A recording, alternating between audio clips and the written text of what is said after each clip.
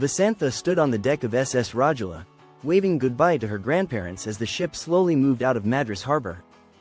Excitement bubbled within her. This was her first journey alone. The ship, with its grand swimming pool, furnished rooms, and a vast library, felt like an adventure waiting to unfold. She eagerly explored every corner, marveling at how it resembled a floating house. Little did she know, this journey would change her life forever. The next morning, as passengers were seated in the dining hall for breakfast, the loudspeaker crackled to life. The captain's voice came clear and commanding. "Friends, we have just received a message that a storm is brewing in the Indian Ocean. Please remain calm. Those prone to seasickness should stay in their cabins." Panic rippled through the hall. An old woman clutched her rosary, praying for mercy, while others tried to console one another. Amidst the chaos, Vasantha was exhilarated. She turned to an elderly gentleman next to her and asked, "Uncle, wouldn't it be thrilling to face a storm on a ship?" His severe reply about past sea misadventures did little to dampen her excitement. That evening, the storm arrived. The wind howled, and the ship swayed violently as waves crashed against its sides. Vasantha ran to the deck, her heart racing with excitement. She spotted Uncle, the man she had befriended earlier, leaning over the railing. Thinking he was enjoying the storm as much as she was, she approached him cheerfully. Before she could speak, a massive wave struck the ship.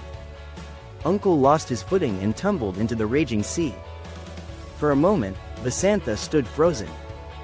Then, with all the strength her small frame could muster, she screamed, "Man overboard!" The ship's alarm blared as passengers gathered, their faces pale with fear.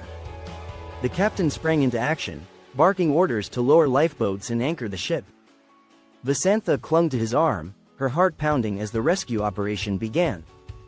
The lifeboats struggled against the relentless waves, and just as they reached Uncle, a powerful current dragged two sailors into the water.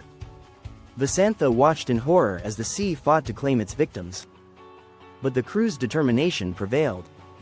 Using ropes and sheer willpower, they pulled Uncle and the sailors back to the safety of the lifeboats. Uncle was unconscious when he was brought aboard. As the doctor and nurses worked to revive him, Vasantha sneaked into the hospital room, guilt gnawing at her. "I'm sorry, Uncle. This was my fault," she whispered, sitting quietly by his side. The doctor assured her that Uncle would recover, but her heart remained heavy. Later, the captain called her to his cabin. With a broad smile, he presented her with a model of the ship, beautifully inscribed with SS Rajula. Normally, Vasantha would have been ecstatic, but this time, her joy was tempered. Holding the gift, she said, "Thank you, Captain. But I think I need to say sorry to Uncle first." When Uncle regained consciousness, Vasantha rushed to his side. "I'm so sorry," she said earnestly. With a weak smile, he replied, "You saved me, child. If it weren't for your quick thinking, I'd still be out there." Relieved, Vasantha finally allowed herself to smile. The storm subsided the next morning, and the ship sailed smoothly toward Singapore. Sitting quietly on the deck, Vasantha gazed at the vast ocean, deep in thought. She realized that her excitement about the storm had blinded her to the fears and struggles of others. Adventure, she learned, wasn't just about seeking thrills, it was about understanding and helping those in need. As the ship neared its destination, Vasantha wrote in her journal, "Bravery isn't just about facing storms with excitement. It's about understanding the storms others are facing and helping them through.